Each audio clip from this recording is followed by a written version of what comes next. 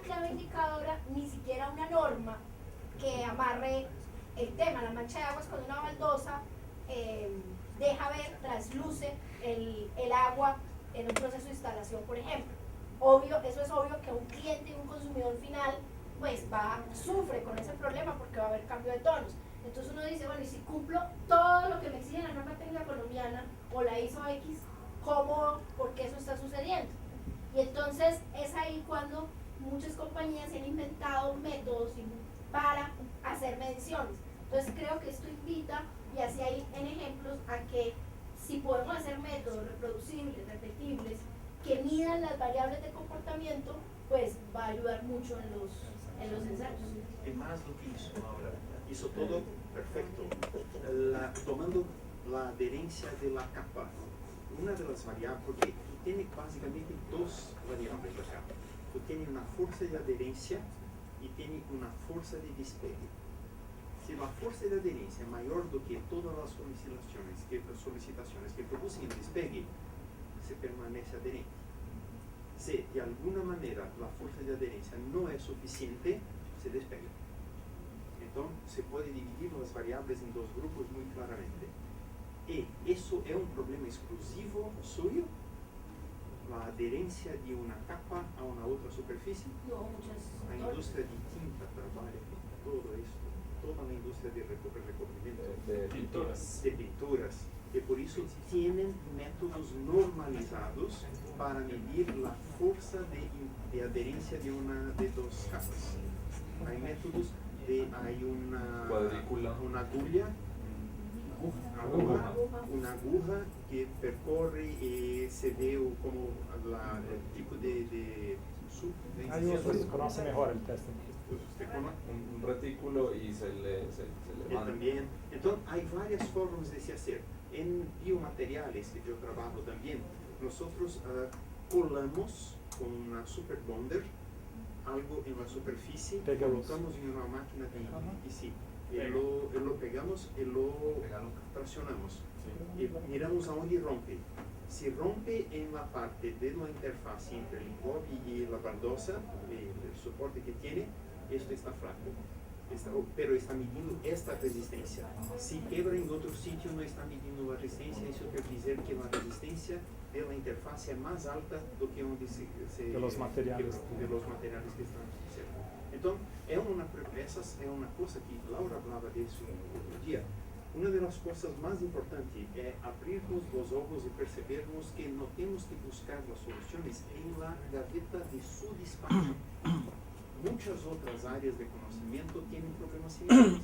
Eso, si tú abres la mente y hablas con personas de otros sectores, ellos tienen soluciones para problemas que realmente son muy similares y pueden usar los mismos métodos. Este intercambio de métodos es fabuloso. En la mayor parte de los casos, tú vas a encontrar un método muy semejante para la medida de la variable algo, objetivo. Pero la tecnología, todas las variables que llevan a ella, ahí es algo particular suyo, que tiene que ter control. En suma, todo esto para mí es muy claro que para trabajar con esta idea de variables de desempeño para las respuestas es fundamental que se tenga creatividad con la metodología, para la creación de nuevas metodologías, para tener resultados, que es el segundo punto que hablo acá, que las variables de respuesta deben ser mensurables por parámetros continuos, o sea, cuantitativos, numéricos. Y muchas veces los fenómenos que nosotros evaluamos son avaliados por variables discretas. Y esto no es suficiente. Para la modelización necesitamos de parámetros numéricos. Y nosotros en trabajos que hicimos siempre intentamos trabajar con nuestra creatividad para transformar algo que no es numérico de una manera que sea. Usando el ejemplo del mismo grupo que estábamos hablando, yo ya hice esto, no es una solución perfecta, pero es mejor que no tenerla. Por ejemplo, tener diversas personas para dar notas para un determinado comportamiento. Y entonces tomar la media. Evidentemente, la dificultad de modelización después, encontrar coeficientes de confiabilidad en los ajustes, será más difícil y probablemente terá una confiabilidad menor en los resultados modelizados. Pero para quien no tiene nada, es una información importante. Entonces yo hice eso con personas de colorificio para la cuantificación del grado del ataque químico, porque la normativa nos da clases A, B y C. Y nosotros observamos que algunos casos, algunas fritas que estaban desarrollando, estaban completamente atacadas, nota 0. Algunas estaban atacadas, pero estaban un poco mejores, nota 1. Se va creando criterios de este tipo, con la creatividad, no es el ideal, pero es una manera de tener una cuantificación de algo que normalmente no se. Una otra cosa que hicimos también, que exemplifica ese tipo de cosas, la mancha d'água que hablaba Laura, es un fenómeno visual. Tú vas a tomar baño y la mitad del box se queda más oscura do que la mitad superior. Y después con el tiempo se clarea y se va todo el día y nadie le gusta eso. El problema es, muy bien, tenemos la variable y queremos controlarla. Para controlar es preciso medir. Lo que se hace en la planta es un test y paso no pasa. Se coloca la peça en contacto con la agua y se compara la parte mojada y la parte seca. Si hay una diferencia de color visible, tú tienes la mancha de agua. Si no hay una diferencia visible, no tienes la mancha de Pero agua. acá tienen delta I, ¿trabajan con delta I acá o no? Colorimétricamente. Sí, No. pero Sí. cuando son colores planos. Eso. Para ver cuáles son las maniobras que nos permiten minimizar una mancha de agua, tenemos que ir adelante y no perceber hay una mancha y tenemos que colocar un número.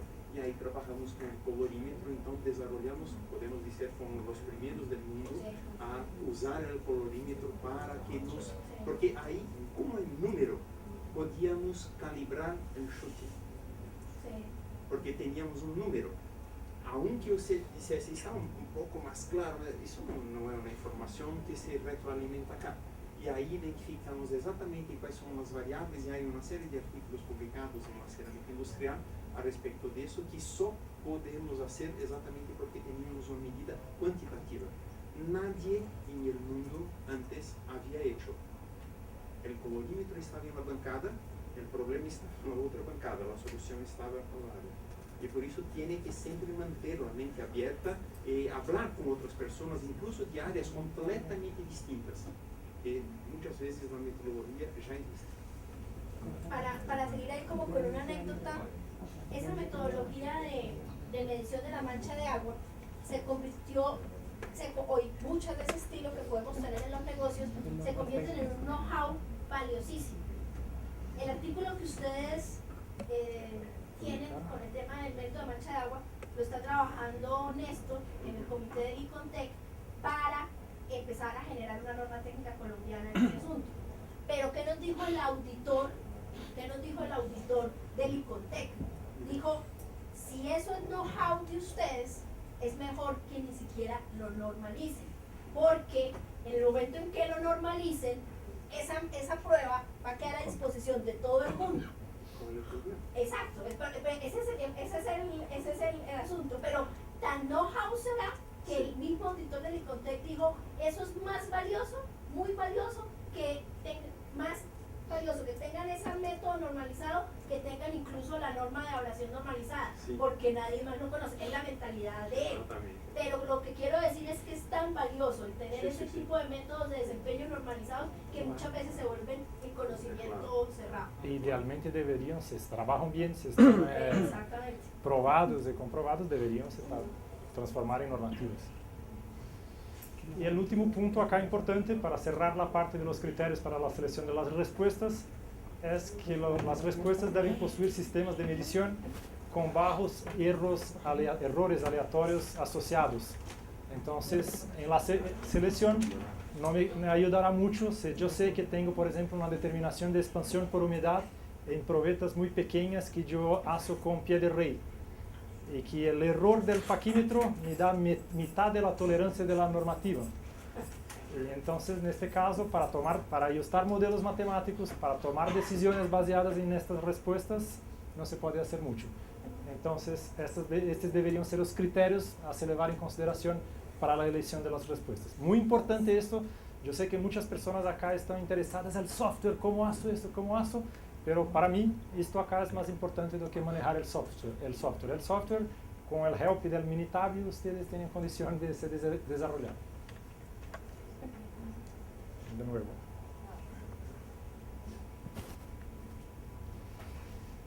solamente muy rápidamente, como nosotros hacemos, un ejemplo, en esta parte de la definición de las respuestas, ¿qué hacemos con, por ejemplo, una formulación de pasta de porcelanato? ¿Qué respuestas nosotros seleccionamos para hacer un desarrollo de formulación? Bien, hicimos el diseño, una serie de mezclas no fue solicitada por el software y ahora debemos ir al laboratorio para definir las respuestas, para informar el software de nuevo. Empezamos en una pasta de porcelanato de molienda húmeda que tenga comportamiento reológico adecuado, porque podemos, y ya conocemos algunas empresas que se olvidan de esto, empiezan el desarrollo por la parte de cocción, resistencia en crudo, y después que la pasta está lista, pero más no desflocula. Y esto Sale el molino.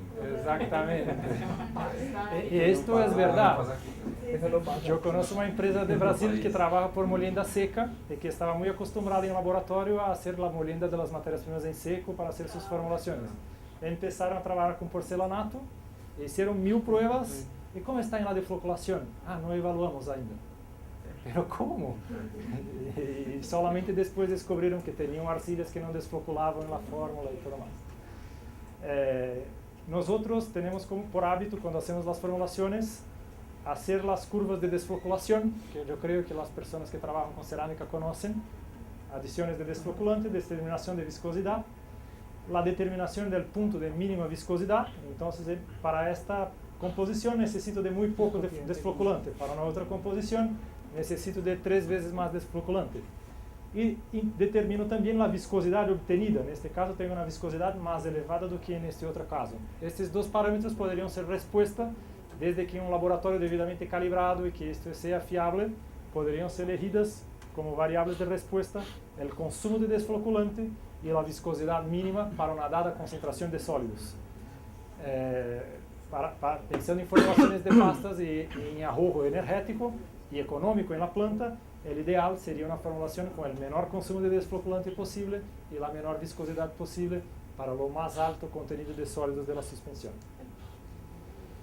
El comportamiento durante la prensaje, como hablamos durante el curso, la densidad aparente, que es un indicativo del grado de porosidad en crudo de las probetas, es muy importante porque estará relacionado con muchos de los desempeños de la pasta.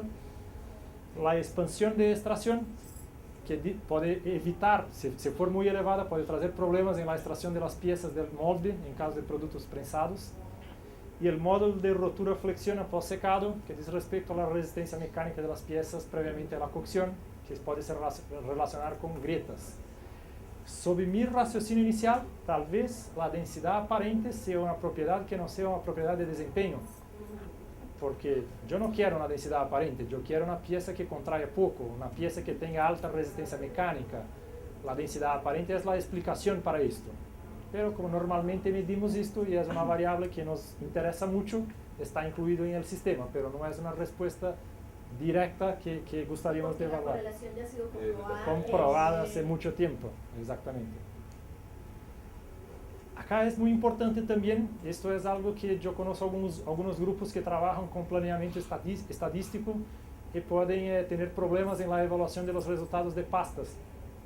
Porque muchas personas tienen la temperatura de trabajo del horno de la fábrica 1180 grados. Pasan todas las pruebas a los 1180 grados y determinan la absorción de agua, la resistencia mecánica, la contracción. Pero lo que pasa es, si nosotros estamos buscando hacer un producto, la idea es comparar en las mismas condiciones. Entonces, yo estoy haciendo distintas composiciones y voy a determinar la temperatura necesaria para la cocción de cada pasta, para que las evaluaciones de resistencia mecánica, absorción de agua, contracción, piroplasticidad, todo más, se dé en la absorción de agua del producto final. Porque en la producción, si yo selecciono esta pasta, yo tengo que cambiar la temperatura del horno para que se llegue en la absorción de agua final. Si yo trabajo con esta pasta que es más fundente, yo tengo que evaluarla sobre la misma absorción de agua, cambiando la temperatura de cocción del horno. Entonces, en la forma que nosotros trabajamos, nosotros hacemos diagramas de grasificaciones de las pastas y seleccionamos la temperatura adecuada de cocción de cada pasta para hacer la evaluación de las propiedades. En este sentido, un parámetro podría ser la temperatura de cocción para obtención en pastas de porcelanato de absorción de agua inferior a 0,5. Si no procede así, si tiene una pasta que te permitiría bajar la temperatura de quema en 50 grados, la va a descartar. Porque está Exacto. sobrequemada. Percebe? Entonces, aquilo que hablábamos antes, que tiene que escolher la variable a ser avaliada. Podría tener una condición de quema, dicen, no, el horno siempre va a quemar a esa temperatura. Eso es lo que quiere, se puede bajar 50 grados la temperatura, quiere quemar a 50 grados arriba. Entonces tiene que fixar la variable correcta. Y es más fácil que después yo diga, mira, esta será una respuesta del sistema y yo voy en la evaluación de los resultados solamente considerar resultados que tengan temperaturas de cocción entre 1160 y 1180 grados, que más do que esto será muy elevado para el consumo de gas, y más bajo que eso, por ejemplo, terei problemas con los esmaltes, en engobes, y no es el objetivo ahora. Entonces, un parámetro sería la temperatura y después vamos a evaluar como una respuesta de interés. ¿Gustaría de quemar dentro de este intervalo o abajo de esta temperatura? Una pregunta. Yo varias veces he tenido que hacer este procedimiento. ¿No hay alguna forma de no tener que hacer las 5 o 6 quemas o tener el horno gradiente, sino otro método distinto? No. Hay el método horno gradiente que se puede hacer, se puede usar. Como la reproducibilidad es tan importante para esos resultados, nosotros preferimos hacer quemas individuales.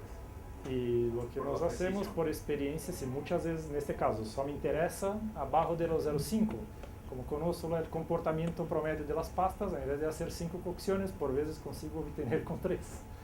Pero es necesario que haga las cocciones para identificar.